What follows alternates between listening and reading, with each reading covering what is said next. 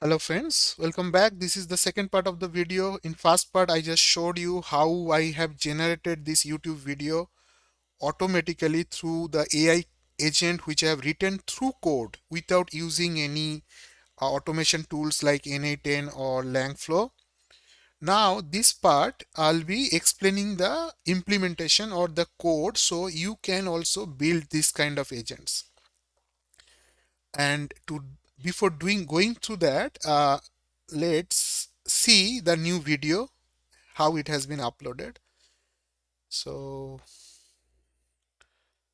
if you see, this is just published now, 31st December. Today is the 31st December and this has been published now. Now since we have everything done correctly, let's go through the code.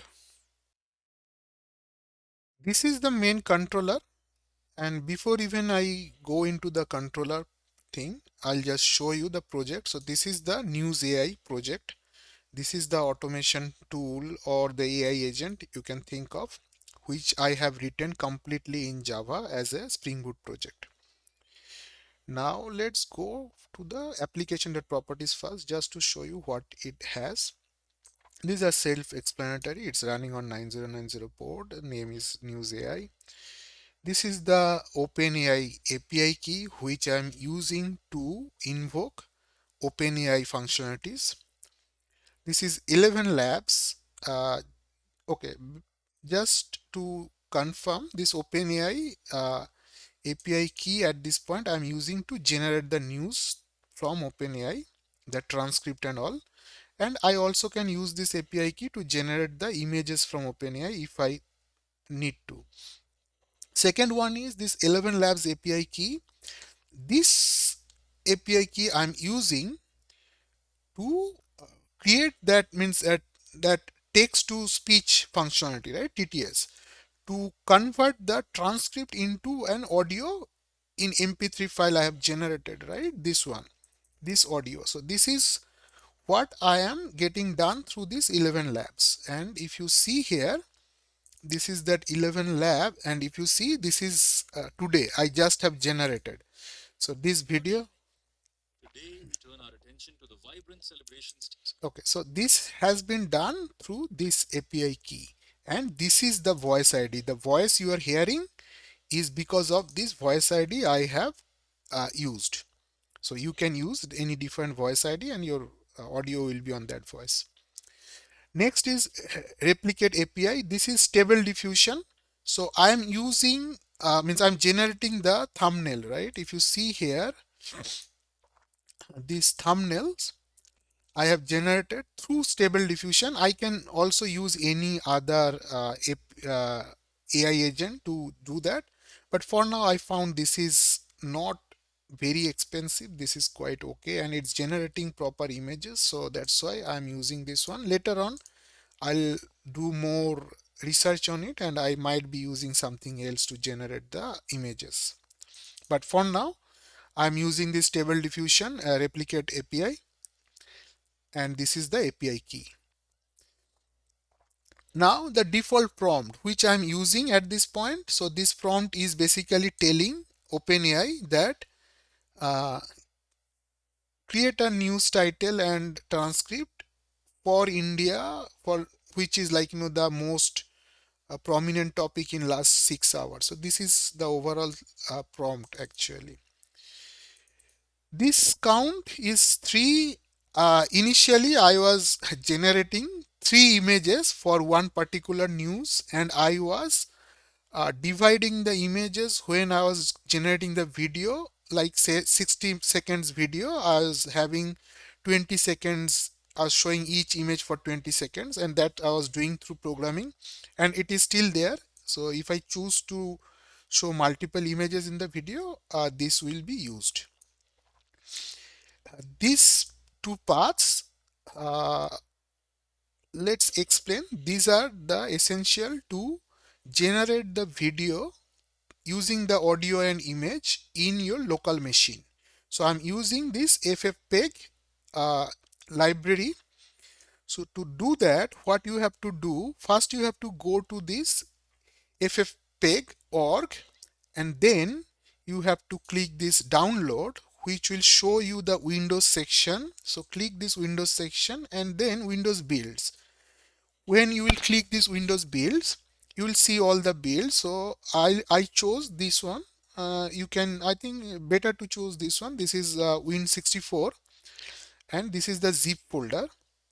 So this has all the libraries. So you just download it and then uh, unzip it. So I have unzipped in a folder I created, ffmpeg, and I have unzipped that download here, or the zip folder here, and then inside this bin we have these two exe. These two exe will be using to generate the video, and you have to add this path in your class path, in your system variable class path. So environment variable, if you go here, you see this path. So you need to add this path here. That's it. So you just add it here, and then uh, you will be, then you can check in your command prompt that this is in your path or not. So if you do this, you will see it's showing that ffmpeg version is installed in your machine, so it's in your class path, and this will help you to generate the video. Now going back to this application.properties. So these are the features I have used. I wanted to make this video more attractive in different ways, or I was just playing with it, right? So what I did, transition. If you need some transition in that video, transition means in between, if you are using multiple images in the video, right? So there will be some transition effect. If I change it to true in code, I have used this flag and implemented a logic to do a transition, means there will be some fading effect between the two images. So that will be the transition. Subtitle, if you want to show subtitle on the video, just we need to change it to true, and I have the logic written while creating the video to add subtitle. How it will be doing, this section, this is where I am adding the transcript, and this transcript will be used to generate the subtitle. Based on this transcript, the subtitle will be added to the video. Now next is shorts. These shorts, if I change it to true, at this point I am generating shorts, so it will generate a short video and upload it to YouTube. If I change it to false, it will generate a normal video for YouTube and upload it to YouTube. And not only the video, it will also generate the images, actually the thumbnails for shorts as well as that landscape thing. So this is that short flag. Background music, if we want to add a background music to that video, just we need to change it to true, and then this path will be used. This is where I have kept a sample background music, which is here. So this background music will be used in the video. Yeah, so this background music will be added to the video. Not going into it because I don't need at this point, but I have tested and all these are working perfectly, and code is handling all these features. Now next one is audit logging. So if I want to log the audit, means in the database the final product. So let's see what is getting added into the database. So if you see, this is the fifth row we just added now. So it has the title, it has the video description, it has the file path of the video, it has the final YouTube URL which we can use to post to any social media at any point of time, and it has the status success or failure. If it's a failure, it will show you the error message why it failed. So this is the audit logging, and just by using this flag I can turn it on or off, this audit logging. Okay, so this is another thing, because this particular field in this audit log, this video description is too big, right? So if I don't really need it, basically I do not see much use of it. So at any point of time, if I want to keep the audit logging on but don't want to record this field, I have this particular flag. By changing it to false, the audit logging will happen without this field. Now this is self-explanatory. This is the MySQL database connections using which I'm connecting to the database to log the data. And this is the JPA configurations and all. Okay.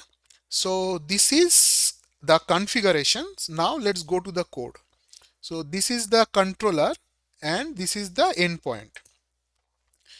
And what I am doing, this was for testing because I do not want to hit OpenAI every time I was testing, just to reduce the cost, right? Because every time I'll be testing, I'll might be costing some cents. So for testing, I had this. For real scenario, I am calling this service, OpenAI service generate output. So let's go to the service and see. So OpenAI service and generate news output. So this is where I am hitting this API URL. So if you see, this is V1 chat completions.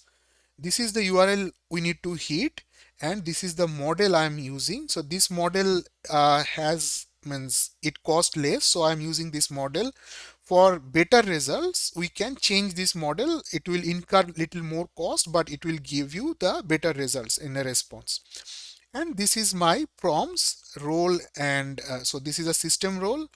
I've given these commands, and this is the user role. I have given this data, and this is the default prompt which I had here in application and properties. This is what I'm using the default prompt, and then I'm hitting it as a REST API call. So I'm using a REST template to making a REST call, and I'm getting a response. From response, I am basically getting a body, and then as a node I'm getting all the response, and then from that node I am getting all these informations. So this title, transcript, and video description. If you see my prompts, I have clearly asked that generate a JSON object with 3 fields: title, transcript, video description. So this is what I am getting out of the nodes: title, transcript, video descriptions. And this video description I'm using for YouTube video description. This transcript is I'm using to generate the news. This title is the title, and also I'm using this title to generate the image at this point. Okay. Now go back to the controller. These are the things I'm printing here to check. Next, what I'm doing. So initially I thought of generating different files using the timestamp. So that's why I had the timestamp. Later on I thought of no need to create this because it will use lots of space, because nothing will be deleted at this point. It will basically override the existing file and generate a new. So I have commented this out. If you want, you can use this one. You just need to add or concatenate that timestamp along with that video name, means file names, and it will keep generating new files. So this is the output file path where I will be generating the audio. Now the next call I am doing, text to speech service, convert text to speech. This is the 11 lab call. Let's go there, text to speech service. So this is that call, and I am using this 11 lab API and the voice ID as I explained in configuration, and I am again doing a REST template call here. This is the call, and I am using this endpoint. I'm calling this URI, and I am saying that okay, generate the video in MP3 format, and I pass the voice ID, and then made that REST call here and got the response back, and I'm writing whatever I'm getting out of that response body. I am writing that into that file.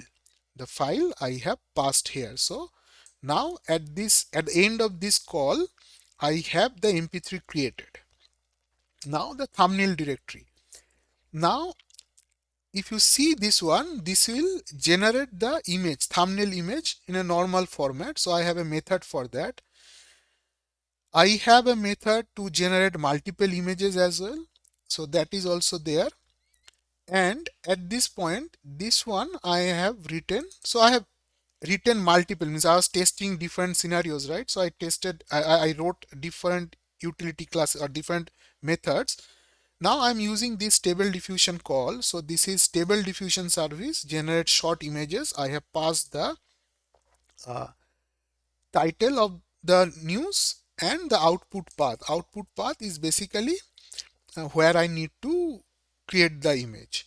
So let's go to that stable diffusion service, and so it has many methods. I have written many methods for different use cases.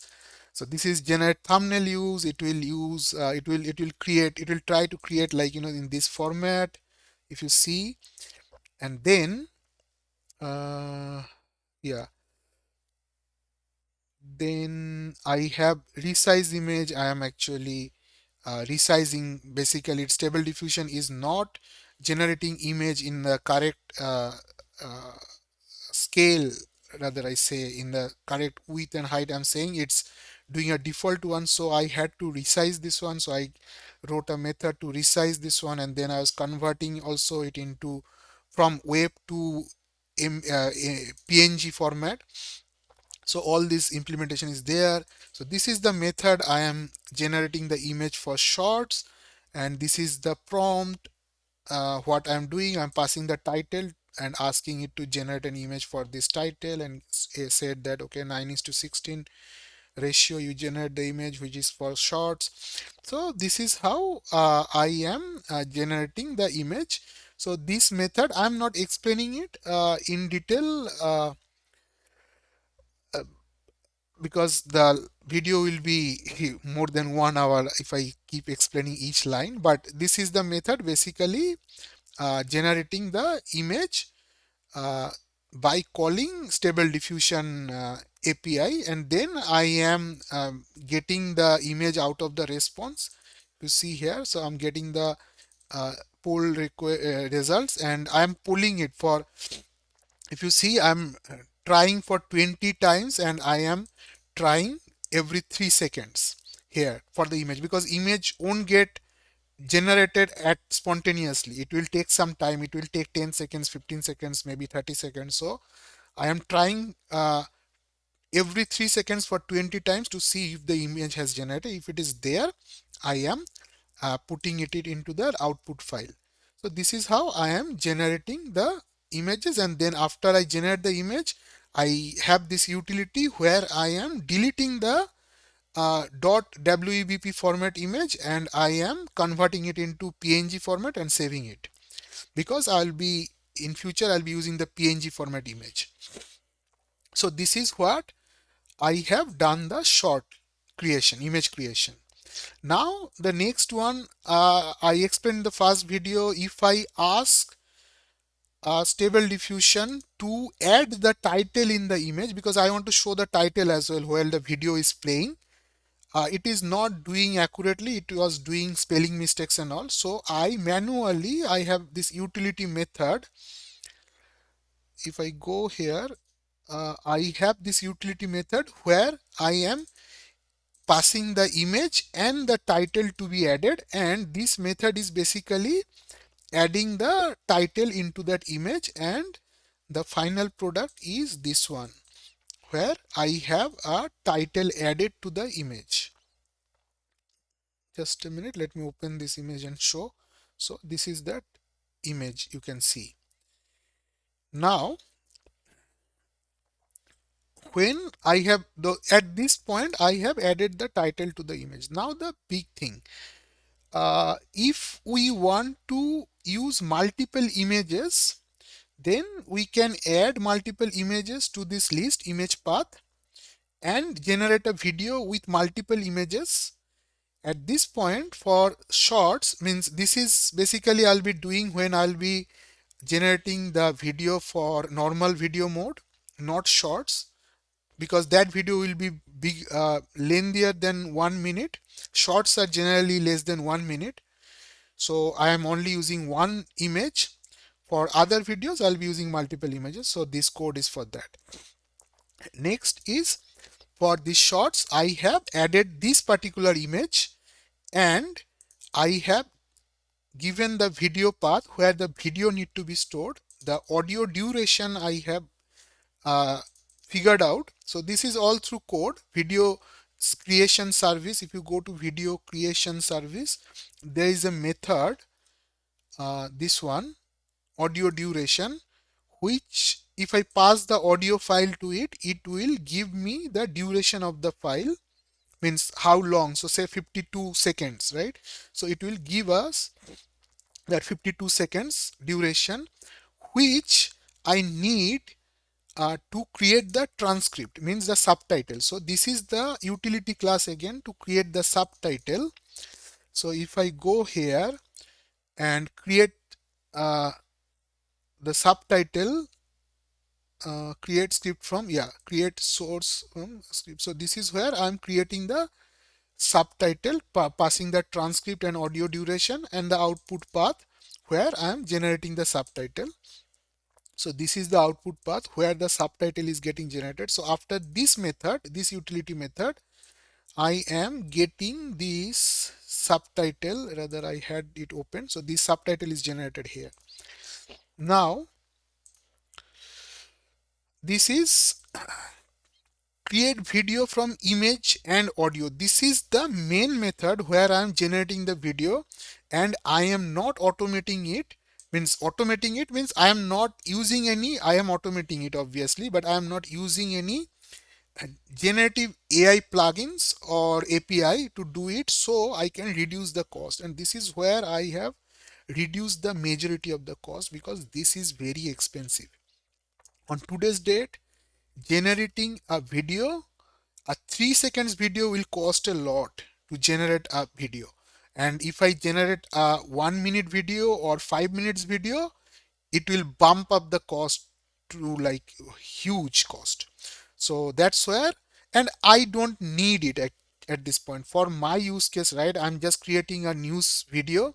I don't need any generated AI generated video there, right? So I have written this method, and I have no shame to say that to do this, I have fully used ChatGPT, because this was complex, and I used, let me show to this file first.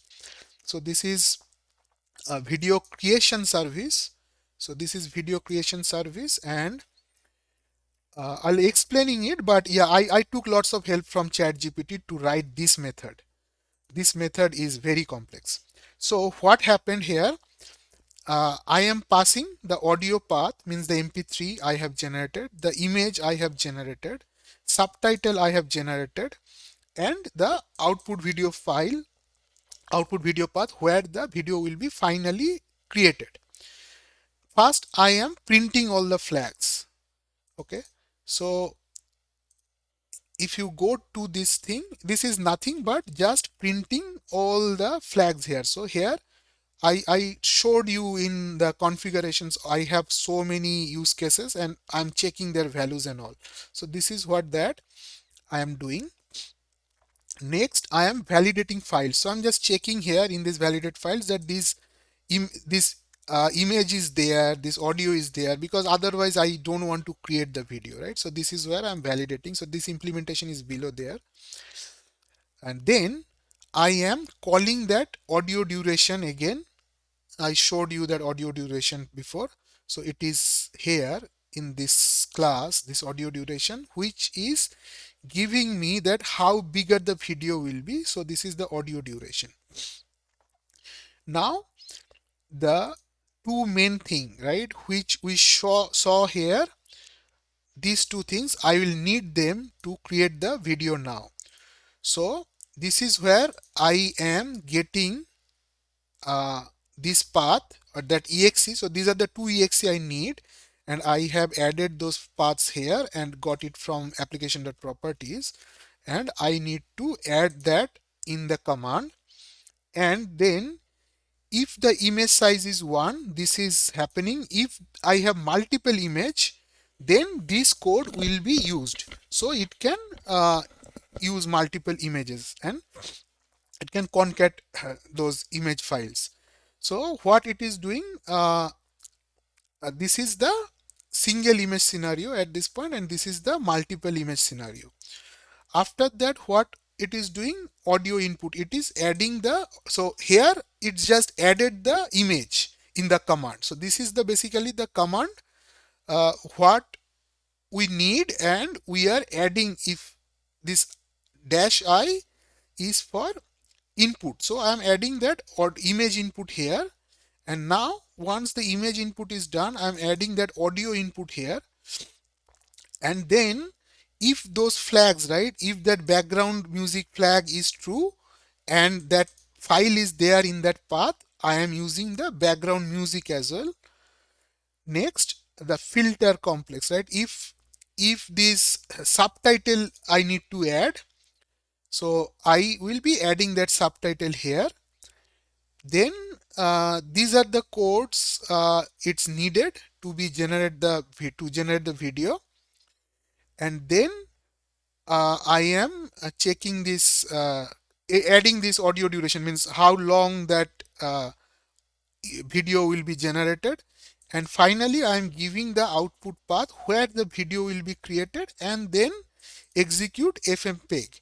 So if you go to this method, it's here, this is where it will basically use those exe files which I showed before, and it will generate the video file, right? So after this one, this video file is getting generated mp4 in mp4 format. So I hope this is now clear, the video generation. So now at this point I have everything is done, means the final video is generated. Now the next one is upload the YouTube video to YouTube, means upload the video to YouTube. To do that, I have this YouTube upload service. So YouTube upload service. So this is where I have to do little configurations to plug it, my program, to YouTube. And to do that, what I have to do, so I have to go to this uh, console, cloud.google.com, rather cloud.google.com. There I have to create a project. So I have create a project here, and then uh, we have to go to this API. Okay, let me go to the, yeah, so this is the project I have created, new scrolls YouTube. So if you have a YouTube channel, obviously then you can upload a video. Now if you have a YouTube channel, you need to create, you need to come here in cloud.google.com and log in using that Gmail ID. Once you come here, you need to create, so first time you will get an option to create a project. You will create a project. So this is my project. Once you create a project, you will get the project number and the project name, and then there will be a section called API and services. So you need to click this section and go to that API and services, and then there will be library section. I think, yeah, so once you go to this library section, you will come here, YouTube data API v3, and here you have to create a API. So I mean, basically you have to enable that API. Now since I have done it, this is enabled for me. Once you do that, let me go back to this one. Yeah, then you have this credential section. In this credential section, you have to create a auth credential. So this is what I have created, the auth credential, and it will ask for normal informations like your email ID and all those things which you have to provide. And then finally what it will do, it will ask you to download a JSON file which will have all the client secrets and all your account related informations, client ID and client secrets. So once you download it, what I have done, I have added that in uh, this resource folder. This is my credentials.json. I'm not going to show it because it has all those secret informations about my account, but this is where you have to download it. Now come to this YouTube uploader service. Here we are calling this first thing is YouTube service dot get service. So let's go to this YouTube service dot get service. This code will use that credentials.json and will ask you to authenticate the user. So it will give you a link. So when this program will run for the first time, here it will give a link and ask you to open that link in the browser. And when you will open that link in the browser, it will ask you to authenticate. So once you first time authenticate using that same email ID, it won't ask it again. And then this video service is YouTube upload service. This will basically uh, use create a means you have the video, right, and you are passing that video file path here. So what it will do here, it will use this code and you can publish that video in different privacy mode. Like I am publishing it in public, you can do it this is that thing, right? Private, unlisted, public. So you can publish it in any status. So you just need to change it here.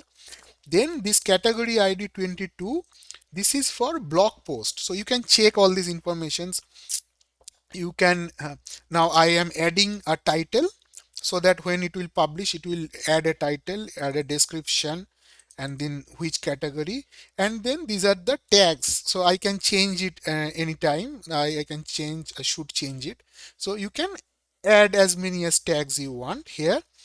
And then with this one, it is basically generating this insert request and it will execute. So this is where it is publishing the video to YouTube and returning a response back. In that response, it will return an ID. That ID will be the ID of your video published. So this is what, if you see, this is where, yeah, this one, right? This is that ID. If you see here, V equal sign, and then this is the ID. So this is the ID is getting returned by the response from YouTube, and this is where your final YouTube URL is getting generated. Means everything is same and then V is equal to ID. So this is how I am returning back the final URL. So here I have this video URL returned. Now what I am doing, I am logging it. Now I have this YouTube load audit service. So if something failed here, I will be coming into this catch block and throw an exception, and then here it will come into this catch block, it will catch the exception, and then I'll be logging a failure to the audit log and with this error message and all. But for success scenario, I am making this call and passing all this information to log into the database. So finally, let's go to that audit service and log success. This is what I'm calling. I'm passing these informations, and this is basically, if you see this, I'm generating this entity and then pushing it into that repository as save, and it is storing the data in this database. So this is the ultimate end of this agent, AI agent. I hope I showed you almost everything which I have written in code and you have understood. It's a lots of programming. It's not as easy as doing it in N8N or Langflow kind of flow automation tools. But people like us who wants to do programming, right, it is a very challenging thing to do this way. And the next thing is it will reduce the cost. That's the most important thing. It will reduce the cost by 60% to 80% at least. Means if you do more complex things and handle majority of the things in the program, it will reduce the cost. So I hope you like this video. If you liked it, share it with your friends, and let me know what next video you want to see or next AI agent you want to see. I'll come up with that. uh, I'll try to write that in program. Thank you. Have a nice day ahead and happy new year.